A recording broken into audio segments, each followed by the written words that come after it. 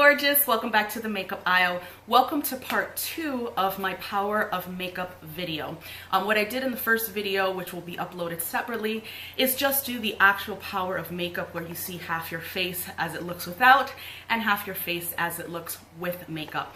What I decided to do is do a second part to it because I have to finish off the rest of my face today. I am going out in a little bit.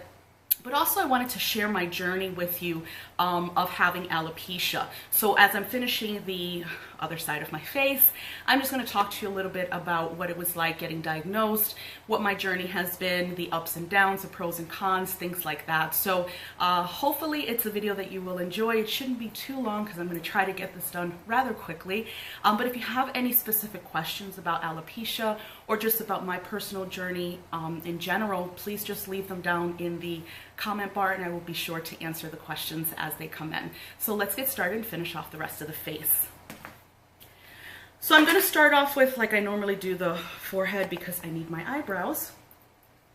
So I was diagnosed with alopecia at the age of almost 14. It was the spring when I was finishing 8th grade. I was 13 and my mom had, taken me to the beauty salon to get my hair cut because, you get new dress and you get your hair done and all that good stuff. And the stylist said, you need to take her to, a doctor. And she said, well, why?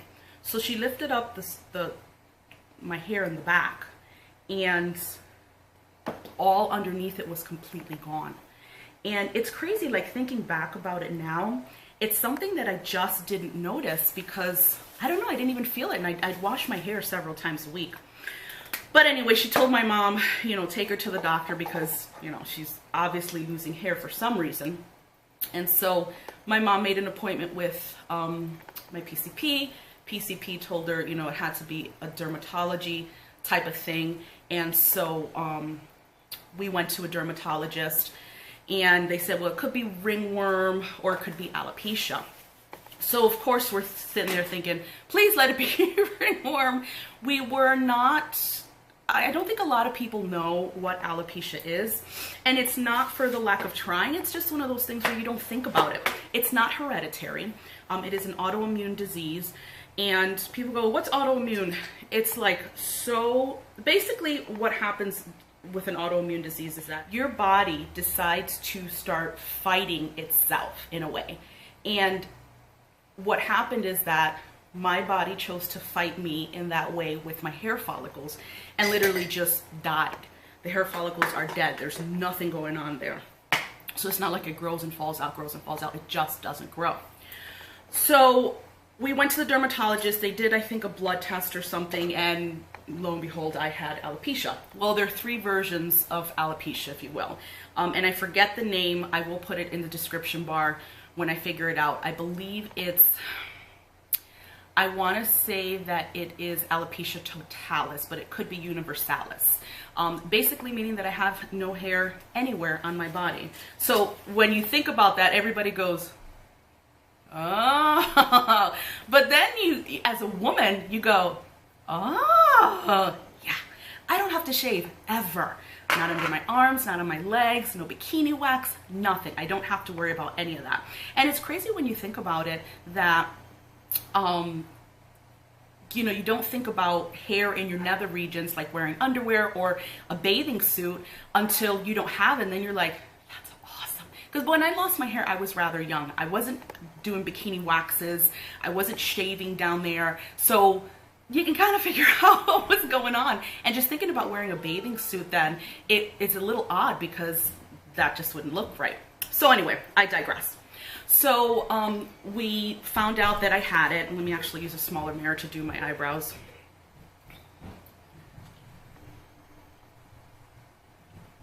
You know what? I can't talk when I do my eyebrows. I did do my eyebrow in the other video, so you'll see that. So I'm just going to do this off camera and then I'll be back in just a moment. All right, so I have the eyebrow on. So where was I with this story? Okay, so we found out that I had the alopecia, and from the time that I got diagnosed, which was almost the end of the school year for me, to the time that I started high school, okay, I was going to be a freshman in high school. How bad can you get with timing? I had almost lost it all. And so it was one of those things that was fairly quickly. I started wearing like headbands and stuff to cover up some of the areas that were really starting to be quite prominent. And I didn't know what to think. I was scared, but I wasn't. I tried to maintain a tough exterior more for my mom. My mom was devastated, and I mean devastated. And, you know, she was wondering what the hell was going on. Why was God punishing me? I mean, this is what a mother goes through when her child is going through something like this. I think it's normal.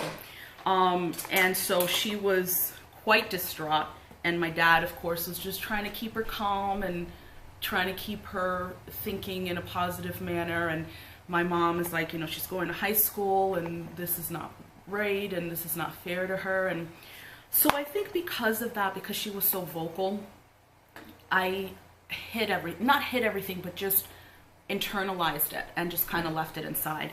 And that was okay for me. I didn't talk to her about how I felt. If I was feeling bad, I didn't make that known. I didn't want to make it worse for her because, like I said, she was absolutely devastated.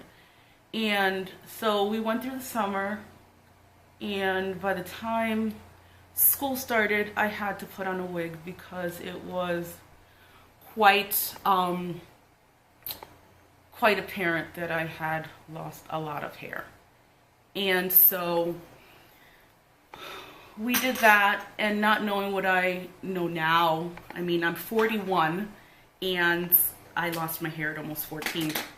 So we went and got a wig. I don't even remember where we got it. I think we went to one of those like downtown shops, and you know, that don't specialize in wigs for people.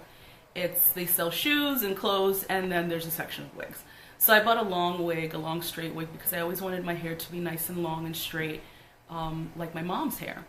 And it was very apparent that it was a wig. First day of school, already had boys. She's wearing a wig, she's wearing a wig, why is she wearing a wig? And like, I didn't know what to do with that. So I was very scared, very embarrassed as well. And I didn't tell anyone. This is people you're meeting for the first time. This is not friends that you have or have had forever. And so I didn't know what to do with that. I was just very, very embarrassed more than anything else, because I couldn't say, hey, I lost my hair this summer. I just didn't know what to do with that. So the school year starting, I went to a Voltech school, so that's where you're 3 weeks in academic classes and 3 weeks in a shop. And what you do at the beginning is you do 3 days of each shop to see what you like. So you have carpentry, hairdressing, you have culinary arts, which is where I eventually ended up staying, masonry, electrical, plumbing, all kinds of stuff. I mean, this is a Voltech school, so you have all these vocational and technical possibilities. So we were in shop one day. I want to say we might have been in masonry, and all the shops, with the exception of hairdressing and culinary, were all housed in one part of the building, the first floor of the building. And as we're walking out of that part where you come into, you're getting to the front of the school offices, like the principal's office and that sort of thing, I just feel my wig come off and realize that someone had taken it off. I still had some hair, but not a lot. And I don't think that they realized that it was for medical purposes that I was wearing that wig, and not maybe because my hair was too short or ugly or something like that. I was very lucky that the principal's office was right there.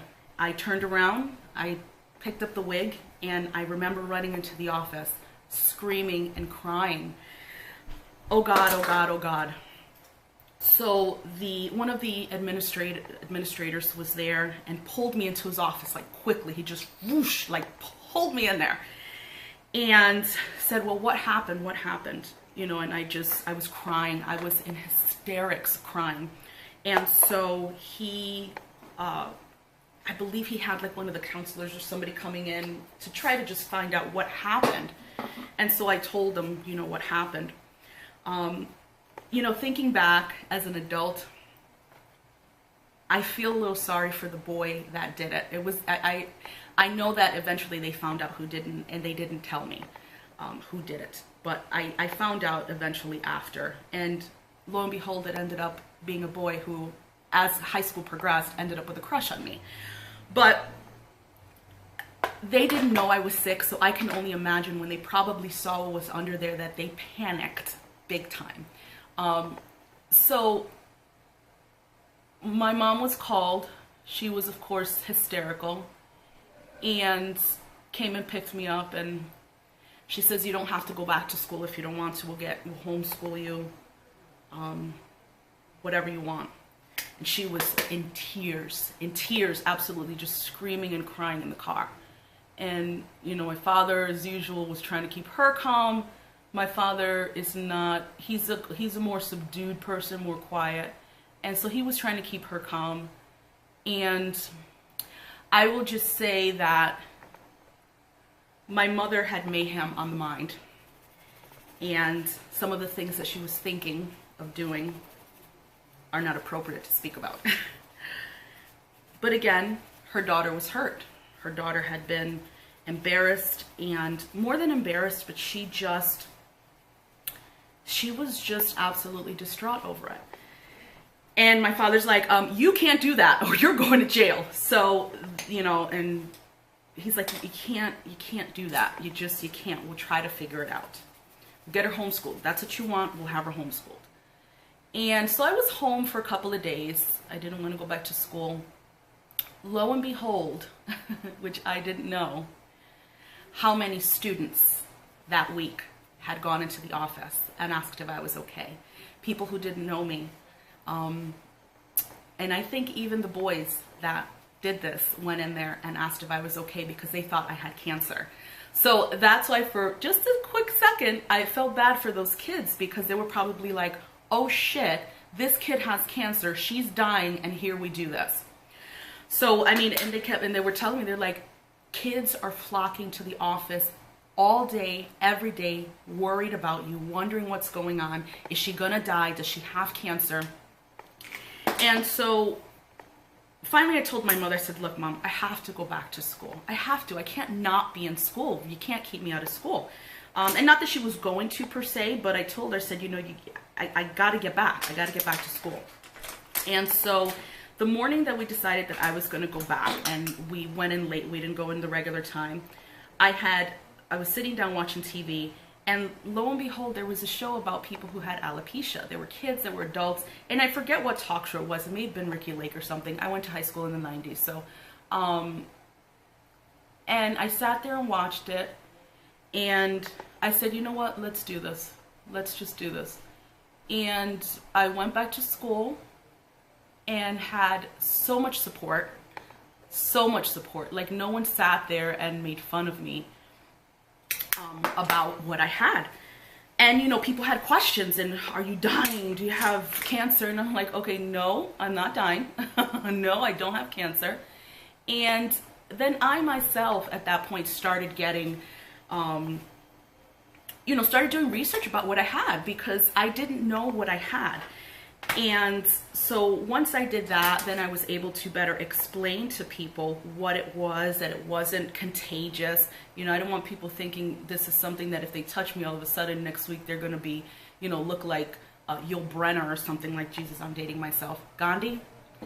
And, but I'm telling you, people were so supportive of me.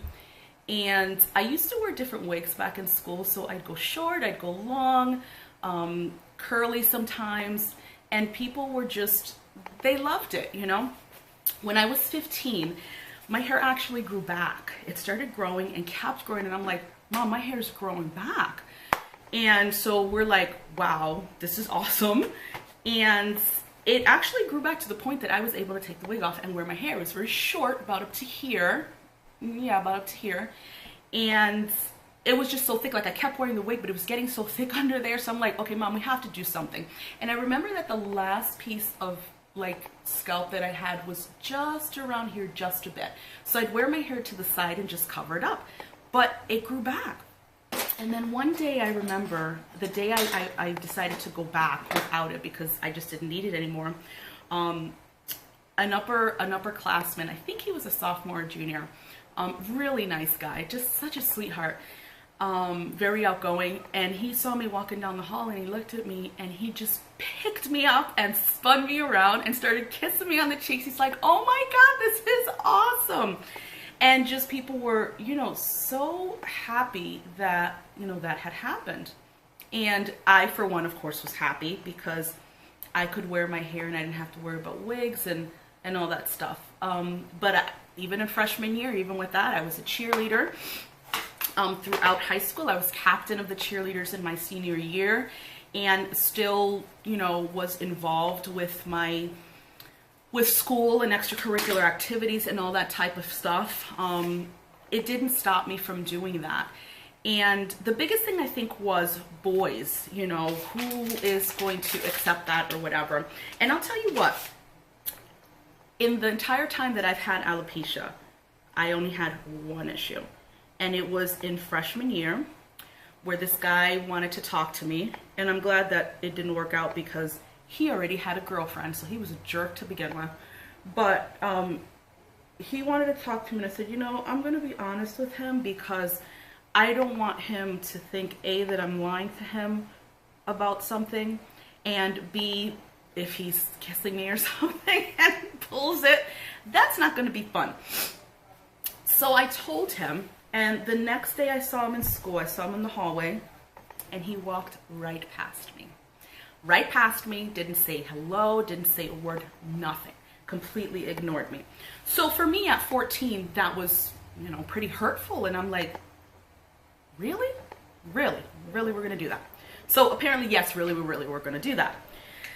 Okay, fine. So, you know, lesson learned that this guy was a grade A asshole. When my hair grew back, I was actually talking to a friend of his, really nice guy. And we were outside talking after school, and the guy that stopped talking to me in freshman year comes up and says something to me. And I looked at him, and you'll excuse my language, and I said, who the fuck are you talking to? I said, and I told him straight up, because the other guy didn't know about my hair situation because there was no reason to tell him my hair had already grown back.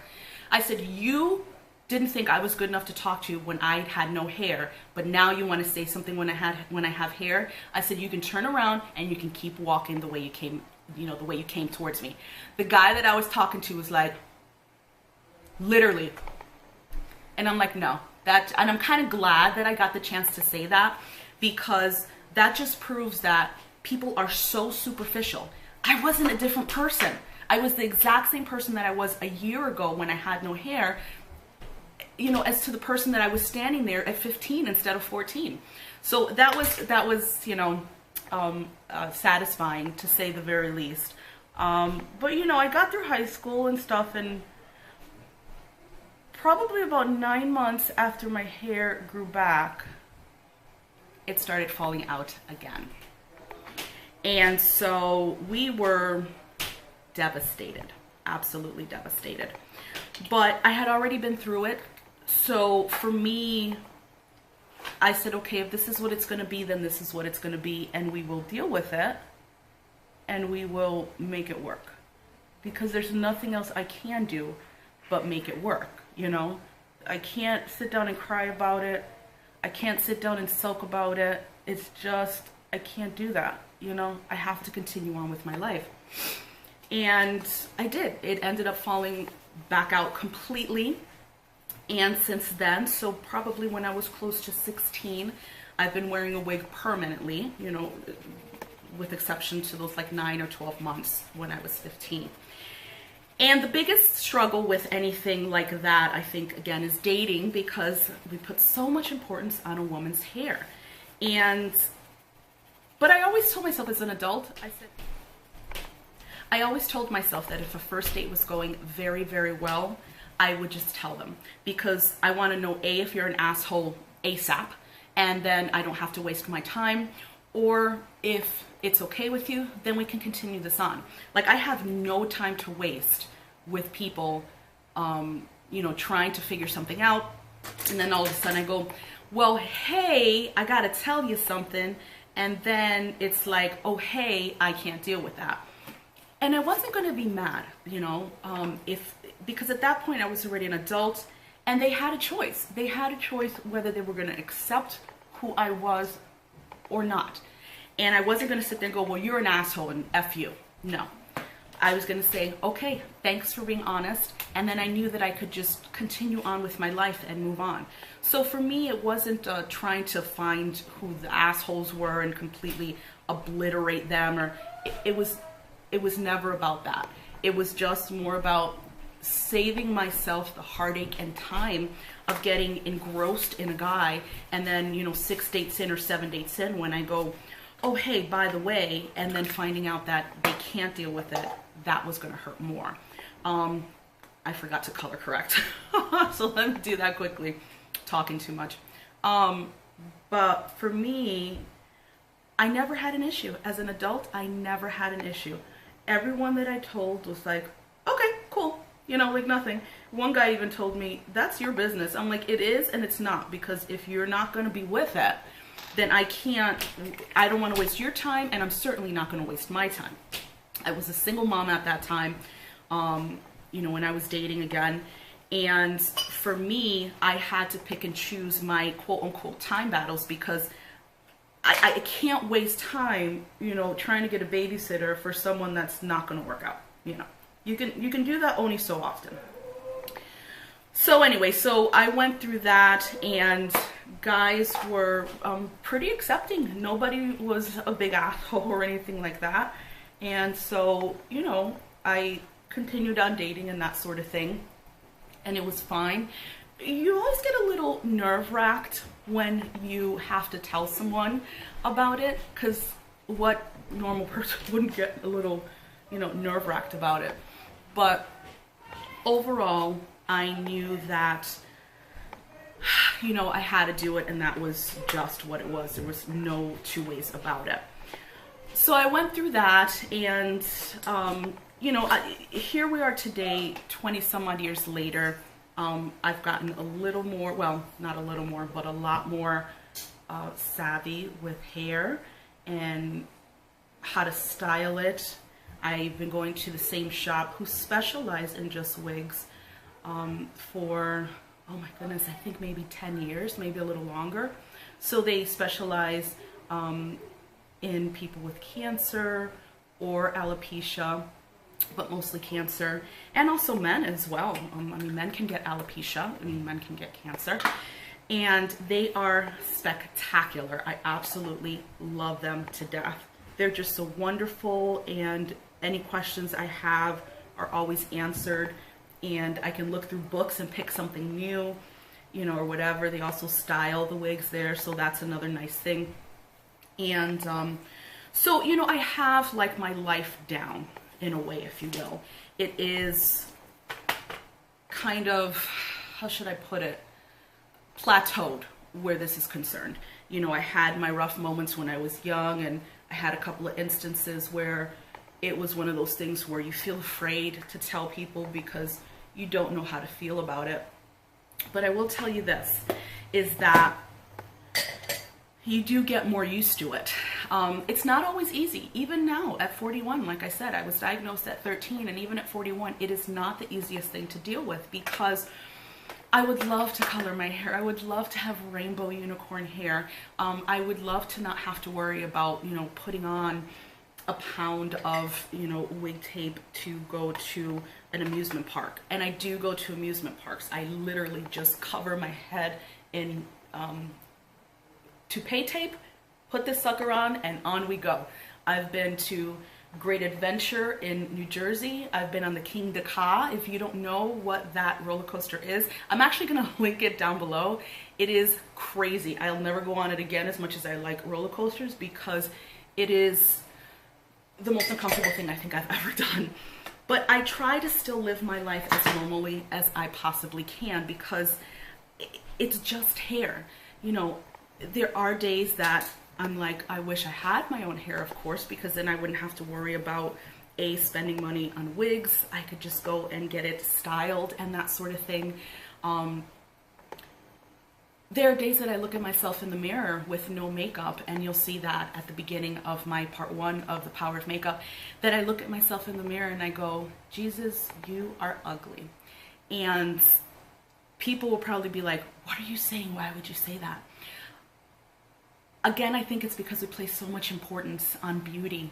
And I have to constantly talk to myself not to do that to myself, because I am who I am.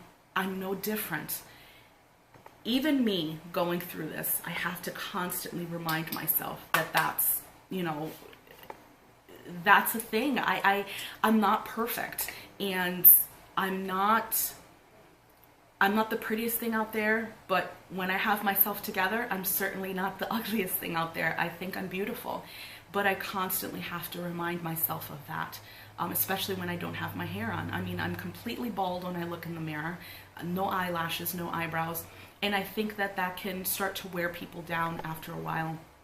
But for me, that's why makeup is such a great thing. I play with it. I make myself look beautiful. For me, it makes me feel beautiful. And I know people will probably say, don't let the makeup dictate how beautiful you are. And I know that that sucks, but it's reality. And I'm not gonna sit here and say that, oh God, yeah, I would never think that. Of course I'm gonna think that. I'm human, and it is what it is. But like I said, I'm living my life. I have 2 good hands, 2 good arms, 2 legs. I can see, I can hear, I can talk. I have family that loves me. I have a good job. I have friends. I have fun. It doesn't have to stop your life. It doesn't have to stop who you are. A lot of times it's what I always say, it's just hair. It's just hair. It means nothing. And I think the more I keep telling myself that, the more I keep believing it. And society can tell me one thing, but society doesn't dictate my life. It doesn't dictate who I am and how I treat others and that sort of thing. So I don't know, I think you get used to it as time goes on, because you have to, you know. But the thing is that too is you can play around with different hairstyles and stuff, and you know, there are wigs that come in colorful styles, and the thing I like about it is that if I gotta wear a wig for like Halloween or something, I don't have to worry about a wig cap. I don't have anything there. I'm not gonna have any puffy parts because there's nothing there. So, you know, I kind of go through those stages too, where I think about, okay, you know, talk to yourself about positives about it. And even my sister, she's like, I wish that I could just put it on and style it and be done because it looks great. And I can understand that, because I don't have to blow dry this. I can't either because it's synthetic hair. So I can't blow dry this. So I don't have to do anything with it except put it on. I probably buy a new one every 4 to 5 months. And just because synthetic, as you continue going on, it will get a little shoddy, and you just can't bring it back because it's synthetic hair. But, you know, it's, like I said, it is what it is. I can put it on. So there's pros and cons to it. It's not something that I am beating myself up about. It is not something that I completely think that my life isn't worth living. It is not something that dictates how I live my life. I live my life in spite of it, and I live it a little differently because of it. But it's, you know, it is what it is. It's me. So I'm going to bronze my skin now. I'm almost done here, actually. I'm going to bronze my skin, and actually I'm grabbing the wrong brush. It's funny how you feel a difference in the brush. You're like, something's off.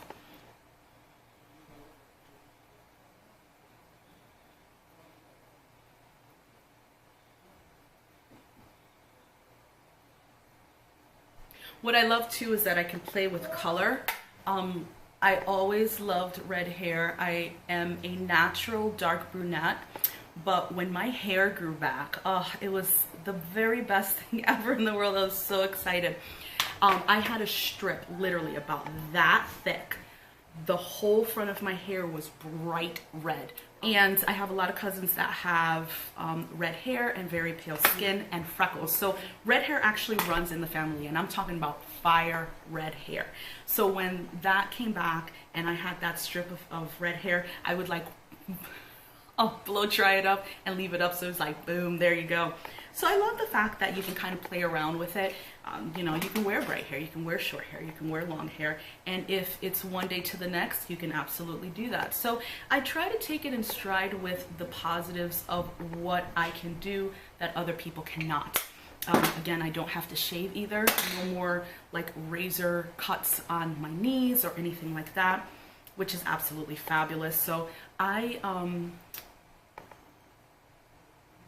take all of that as a positive.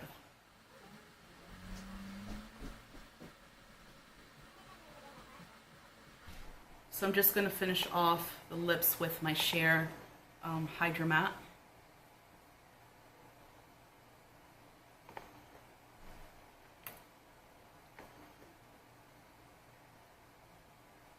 And then I'm just going to put on the false lash off camera, and I'll be back in a moment. So I went ahead and put on the false lash on my left eye, and that is the full face finished. I hope you enjoyed this video, and like I said, if you have any questions about alopecia or my journey specifically, please feel free to leave them down in the comment bar and I will certainly answer it.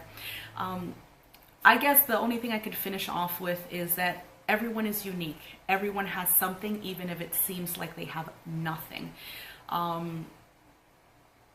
Be confident in who you are. Things of, you know, hair or too crooked a nose or too big a nose, too small lips, too big lips. I think it could go for anything. Anything that's just cosmetic does not change the core of who you are as a person. So always remember that. And like I said, I'm always constantly reminding myself of that, but I continue to do so that I understand and really can internalize and really live that life, that things that are beyond my control, that, you know, it's just hair. It doesn't change who I am inside, how I treat people, how I look at life, how I live life. Thank you so much for spending a few moments of your day with me. Please subscribe before you leave. Also click that little bell so you get alerted as to whenever I upload new content. Give this video a thumbs up if you enjoyed, and I will see you in the next one. Bye.